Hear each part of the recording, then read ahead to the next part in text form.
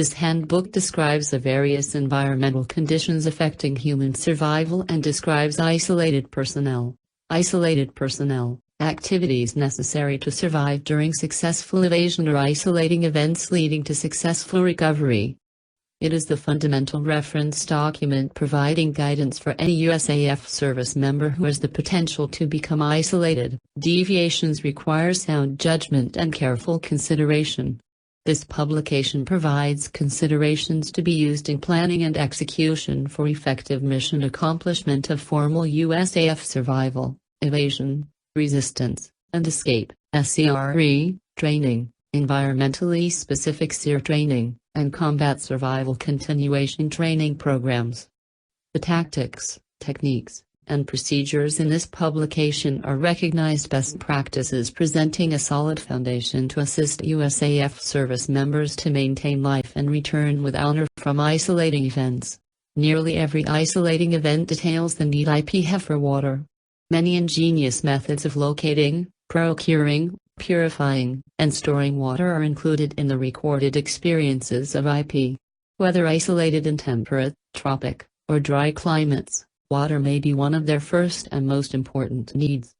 The priority of finding water over that of obtaining food must be emphasized to potential IP. Individuals may be able to live for weeks without food, depending on the temperature and amount of energy being exerted, but a person who has no water can be expected to die within days. Even in cold climate areas or places where water is abundant, IP should attempt to keep their body fluids at a level that will maintain them in the best possible state of health. Even in relatively cold climates, the body needs 2 quarts of water per day to remain efficient. IP should be aware of both the water sources available to them and the resources at their disposal for producing water. IP may obtain water from carried storage, reverse osmosis pumps or flex packs found in various survival kits. Flex packs provide approximately 4 ounces of water per package. Knowledge of issued water procurement systems and the amount of water they may provide is extremely important. Potential IP should always carry extra water during their missions. The initial shock of the isolating event can produce feelings of confusion and thirst, and having additional water containers available will benefit the IP. The issued items containing water should be stored and protected by the IP for times when natural sources of fresh water are not available. Naturally occurring water sources include surface water, including streams, lakes, springs, ice, and snow. Precipitation, such as rain, snow, dew, and sleet. Subsurface water, such as underground springs and streams. Several indicators of possible water include presence of abundant vegetation of a different variety such as deciduous growth in the coniferous area. Drainages in low-lying areas. Large clumps of plush grass and/or vibrantly colored vegetation. Wells or cisterns, for indication of underground water sources. In the Libyan Sahara Desert, donut-shaped mounds of camel dung often surround wells or other water sources. Bird flights can indicate direction to or from water. Pigeons and doves fly from water in the morning and to it in the evening. Large flocks of birds may also congregate around or at areas of water.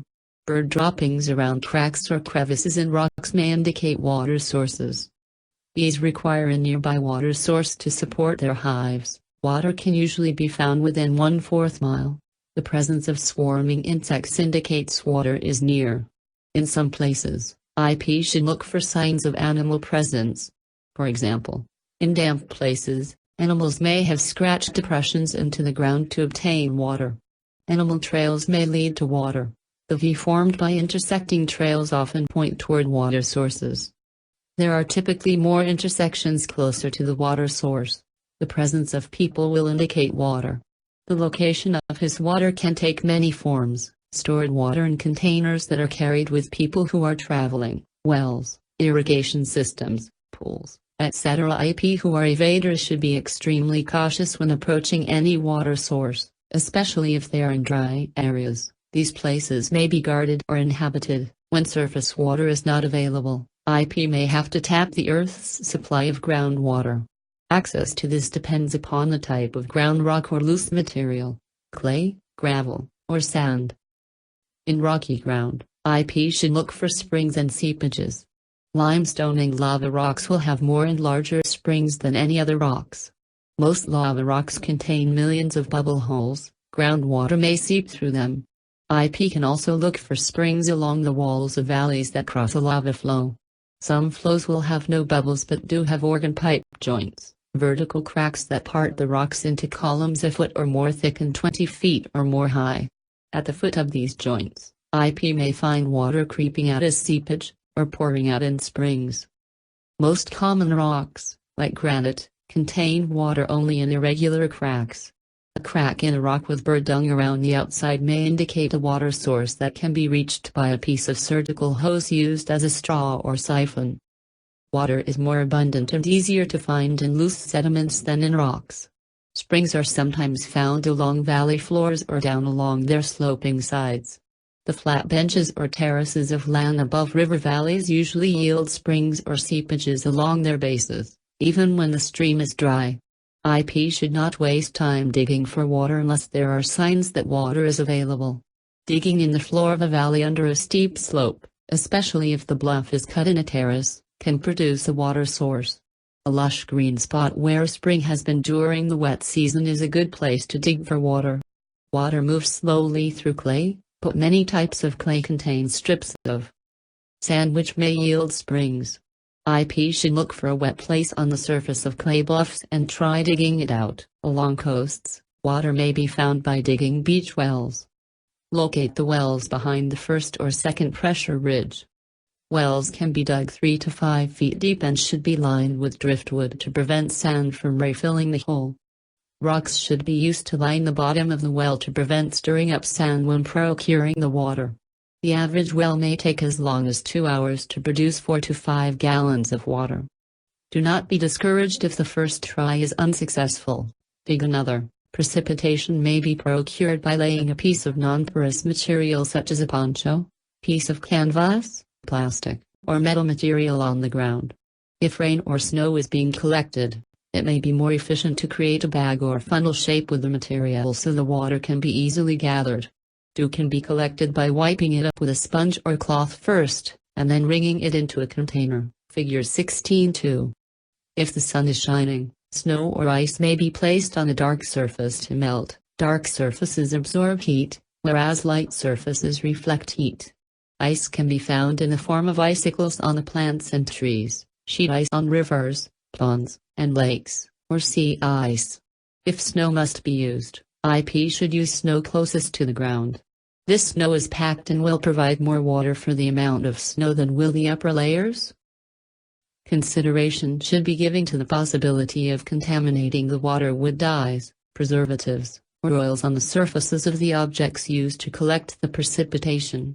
Ice will yield more water per given volume than snow and requires less heat to do so. When snow is to be melted for water, place a small amount of snow in the bottom of the container being used and place it over or near a fire. Snow should be added a little at a time. Snow absorbs water, and if packed, forms an insulating airspace at the bottom of the container. When this happens, the bottom may burn out. IP should allow water in the container bottom to become warm so that when more snow is added, the mixture remains slushy. This will prevent burning the bottom out of the container. Due to the extreme cold of Arctic areas, water requirements are greatly increased.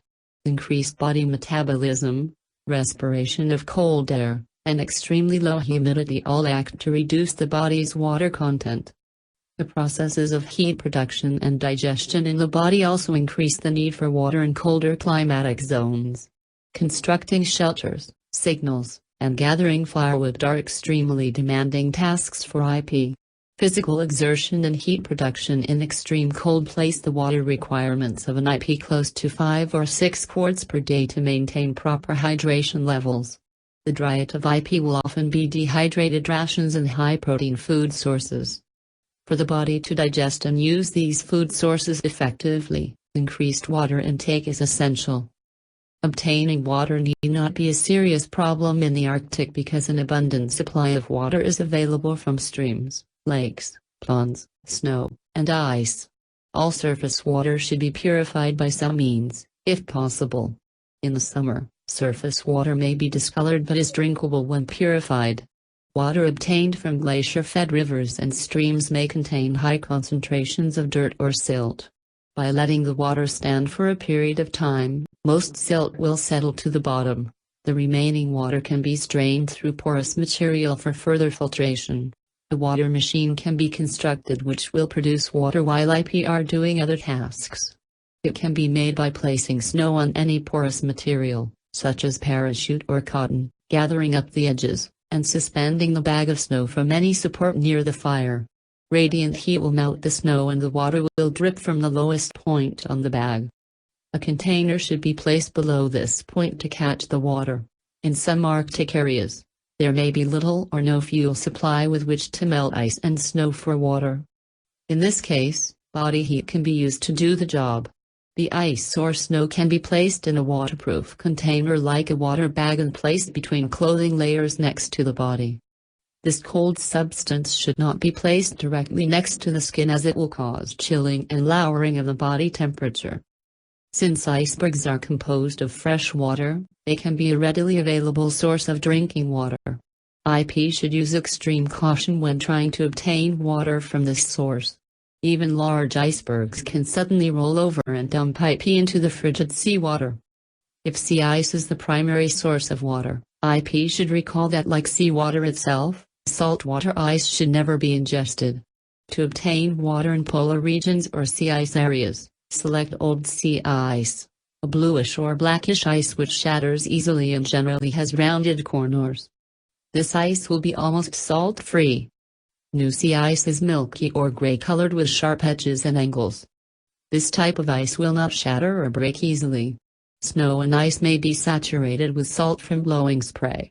If it tastes salty, IP should select different snow or ice sources. The ingesting of unmelted snow or ice is not recommended. Eating snow or ice lowers the body's temperature, induces dehydration, and causes minor cold injury to lips and mouth membranes. Water consumed in cold areas should be in the form of warm or hot fluids. The ingestion of cold fluids or foods increases the body's need for water and requires more body heat to warm the substance. Surface water is normally available in the form of streams, ponds, rivers, and swamps. In the savannas during the dry season, it may be necessary for the IP to resort to digging for water in the places previously mentioned. Water obtained from these sources may need filtration and should be purified. Jungle plants can also provide IP with water. Many plants have hollow portions which can collect rainfall, dew, etc. Since there is no absolute way to tell whether this water is pure, it should be purified. The stems or the leaves of some plants have a hollow section where the stem meets the trunk. Look for water collected here. This includes any Y-shaped plants, palms or air plants. The branches of large trees often support air plants, relatives of the pineapple, whose overlapping, thickly growing leaves may hold a considerable amount of rainwater. Trees may also catch and store rainwater in natural receptacles such as cracks or hollows. Pure fresh water needing no purification can be obtained from numerous plant sources. There are many varieties of vines which are potential water sources. The vines are from 50 feet to several hundred feet in length and 1 to 6 inches in diameter. They also grow like a hose along the ground and up into the trees. The leaf structure of the vine is generally high in the trees. Water vines are usually soft and easily cut. The smaller species may be twisted or bent easily and are usually heavy because of the water content. The water from these vines should be tested for potability. The first step in testing the water from vines is to nick the vine and watch for sap running from the cut. If milky sap is seen, the vine should be discarded. If no milky sap is observed, the vine may be a safe water vine. Cut out a section of the vine, hold that piece vertically, and observe the liquid as it flows out. If it is clear and colorless, it may be a drinkable source. If it is cloudy or milky colored, discard the vine. Let some of the liquid flow into the palm of the hand and observe it. If the liquid does not change color, IP can now taste it. If it tastes like water or has a woody or sweet taste, it should be safe for drinking. Liquid with a sour or bitter taste should be avoided. Water trapped within a vine is easily obtained by cutting out a section of the vine. The vine should first be cut high above the ground and then near the ground. This will provide a long length of vine and, in addition, will tend to hide evidence of the cuts, which is especially important if the IP are in an evasion situation. When drinking from the vine, it should not touch the mouth as the bark may contain irritants which could affect the lips and mouth. The pores in the upper end of the section of vine may reclose, stopping the flow of water. If this occurs, cut off the end of the vine opposite the drinking end. This will reopen the pores, allowing the water to flow. Water from the rattan palm and spiny bamboo may be obtained in the same manner as from vines. It is not necessary to test the water if positive identification of the plant can be made. The slender stem, runner, of the rattan palm is an excellent water source. The joints are overlapping in appearance, as if one section is fitted inside the next. Water may be trapped within sections of green bamboo. To determine if water is trapped within a section of bamboo, it should be shaken. If it contains water, a sloshing sound can be heard. An opening may be made in the section by making two 45-degree angle cuts, both on the same side of the section, and prying loose a piece of the section wall. The end of the section may be cut off and the water drunk or poured from the open end. The inside of the bamboo should be examined before consuming the water. If the inside walls are clean and white, the water will be safe to drink. If there are brown or black spots, fungus growth, or any discoloration, the water should be purified before consumption. Sometimes water can also be obtained by cutting the top off certain types of green bamboo, bending it over, and staking it to the ground. The water container should be placed under it to catch the dripping water. This method has also proven effective on some vines of the rattan palm. Water can also be obtained from banana plants. Cut a banana plant down into a long section which can be easily handled. The section is taken apart by slitting from one end to the other and pulling off the layers one at a time. A strip 3 inches wide, the length of the section, and just deep enough to expose the cells should be removed from the convex side. This section is folded toward the convex side to force the water from the cells of the plant. The layer must be squeezed gently to avoid forcing out any tannin, an astringent which has the same effect as alum, into the water.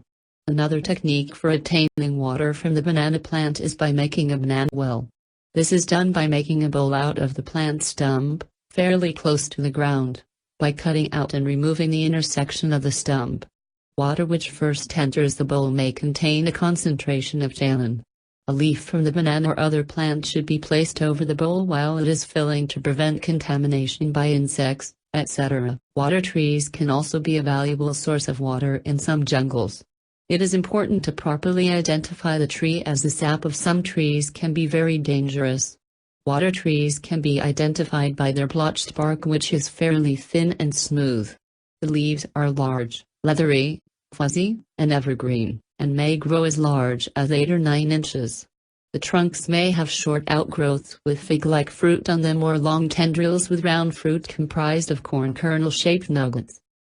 In a non-tactical situation, the tree can be tapped in the same manner as a rubber tree, with either a diagonal slash or a V. When the bark is cut into, it will exude a white sap which, if ingested, causes temporary irritation of the urinary tract. This sap dries up quite rapidly and can easily be removed. The cut should be continued into the tree with a spigot, bamboo, knife, etc. at the bottom of the tap to direct the water into a container. The water flows from the leaves back into the roots after sundown, so water can be procured from this source only after sundown or on overcast, cloudy days. If IP are in a tactical situation, they can obtain water from the tree and still conceal the procurement location. If the long tendrils are growing thickly, they can be separated in a hole bored into the tree. The white sap should be scraped off and a spigot placed below the tap with a water container to catch the water. Moving the tendrils back into place will conceal the container. Instead of boring into the tree, a couple of tendrils can be cut off or snapped off if no knife is available. The white sap should be allowed to dry and then be removed. The ends of the tendrils should be placed in a water container and the container concealed. Coconuts contain a refreshing fluid. Where coconuts are available, they may be used as a water source. The fluid from a mature coconut contains oil, which when consumed in excess can cause diarrhea. There is little problem if used in moderation or with a meal and not on an empty stomach. Green unripe coconuts about the size of a grapefruit are the best for use because the fluid can be taken in large quantities without harmful effects. There are more fluids and less oil, so there is less possibility of diarrhea. Water can also be obtained from liquid mud. Mud can be filtered through a piece of cloth. Water taken by this method must be purified. Rainwater can be collected from a tree by wrapping a cloth around a slanted tree and arranging the bottom end of the cloth to drip into a container. Some of the ways to find water in this environment have been explored, such as locating a concave bent in a dry riverbed and digging for water. If there is any water within a few feet of the surface, the sand will become slightly damp. Dig until water is obtained. Some deserts become humid at night. The humidity may collect in the form of dew. This dew can then be collected by digging a shallow basin in the ground about 3 feet in diameter and lining it with a piece of canvas, plastic, or other suitable material. A pyramid of stones taken from a minimum of 1 foot below the surface should then be built in this baseline. Dew will collect on and between the stones and trickle down onto the lining material where it can be collected and placed in a container. Plants and trees having roots near the surface may be a source of water in dry areas. Water trees of dry Australia are a source of water, as their roots run out 40 to 80 feet at a depth of 2 to 9 inches under the surface. IP may obtain water from these roots by locating a root 4 to 5 feet from the trunk and cutting the root into 2 or 3 foot lengths. The bark can then be peeled off and the liquid from each section of root drained into a container. The liquid can also be sucked out. The trees growing in hollows or depressions will have the most water in their roots. Roots that are 1 to 2 inches thick are an ideal size. Water can be carried in these roots by plugging one end with clay. Cactus-like or succulent plants may be sources of water, but IP should recall that no plants should be used for water procurement which has a milky sap. The barrel cactus of the United States provides a water source. To obtain it, cut off the top of the plant. The pulpy inside portions of the plant should then be mashed to form a watery pulp. Water may ooze out and collect in the bowl. If not, the pulp may be squeezed through a cloth directly into the mouth. A vegetation bag can be constructed by cutting foliage from trees or herbaceous plants, sealing it in a large clear plastic bag, and allowing the heat of the sun to extract the fluids contained within. A large, heavy-duty clear plastic bag should be used. The bag should be filled with about 1 cubic yard of foliage, sealed, and exposed to the sun. The average yield for one bag tested was 320 milliliters/bag per 5-hour day. This method is simple to set up. The vegetation bag method of water procurement does have one primary drawback. The water produced is normally bitter to taste, caused by biological breakdown of the leaves as they lay in the water produced and superheated in the moist hothouse environment. This method can be readily used in a survival situation. But before the water produced by certain vegetation is consumed, it should undergo the taste test. This is to guard against ingestion of cyanide-producing substances and other harmful toxins, such as plant alkaloids. The transpiration bag method is simple to use and therefore enhances your chance of survival. This method is the vegetation bag process taken one step further. A large plastic bag is placed over a living limb of a medium-sized tree or large shrub. The bag opening is sealed at the branch, and the limb is then tied down to allow collected water to flow to the corner of the bag. For a diagram of the water transpiration method, the amount of water yielded by this method will depend on the species of trees and shrubs available. Transpired water has a variety of tastes depending on whether or not the vegetation species is allowed to contact the water. The effort expended in setting up water transpiration collectors is minimal. It takes about 5 minutes work and requires no special skills once the method has been described or demonstrated. Collecting the water necessitates that the IP dismantling the plastic bag at the end of the day, draining the contents and setting it up again the following day. The same branch may be reused, in some cases with almost similar yields. However, as a general rule, When vegetation abounds, a new brand should be used each day. Without a doubt, the water transpiration bag method surpasses other methods, such as vegetation bag, cutting roots, barrel cactus, in yield, ease of assembly, and in most cases, taste. The benefits of having a simple plastic bag can't be overemphasized. As a water procurer, in dry, semi-dry, or desert environments where lowlands predominate, it can be used for transpiration, in scrubland, steppes, or treeless plains, as a vegetation bag. Up to 3 large, heavy-duty bags may be needed to sustain one IP in certain situations.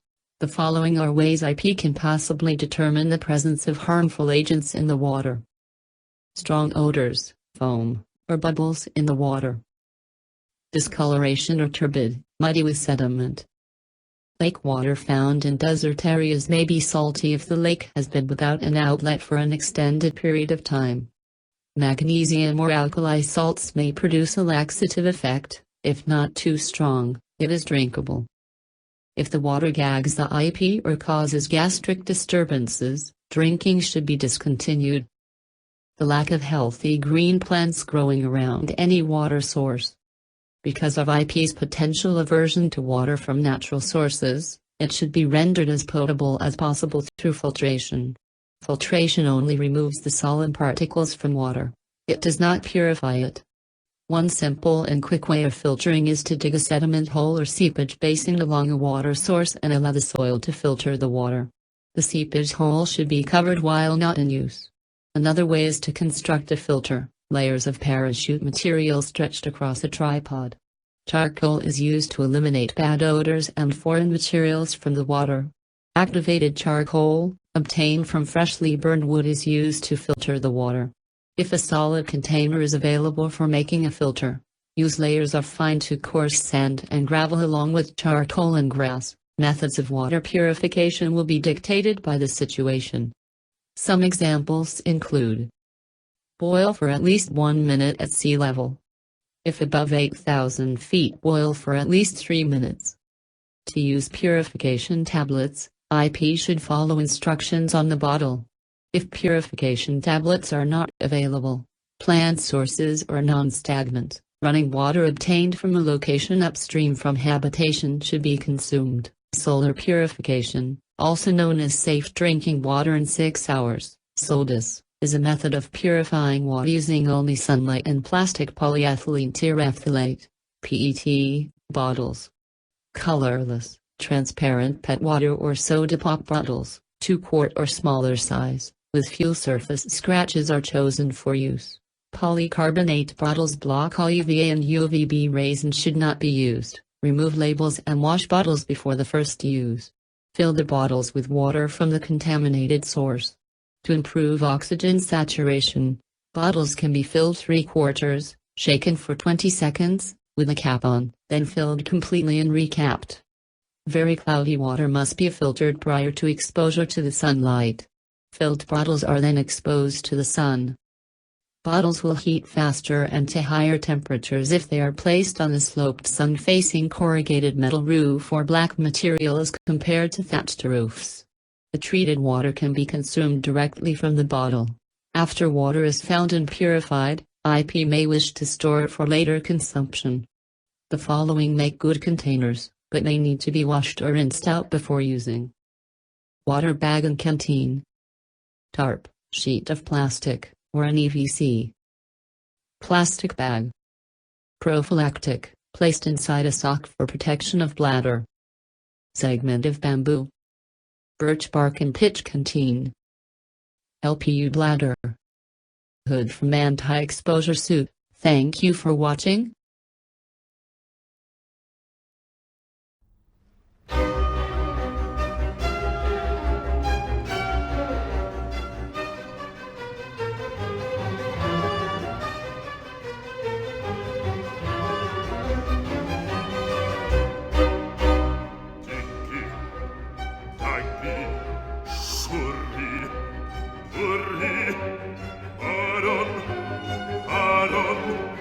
Hero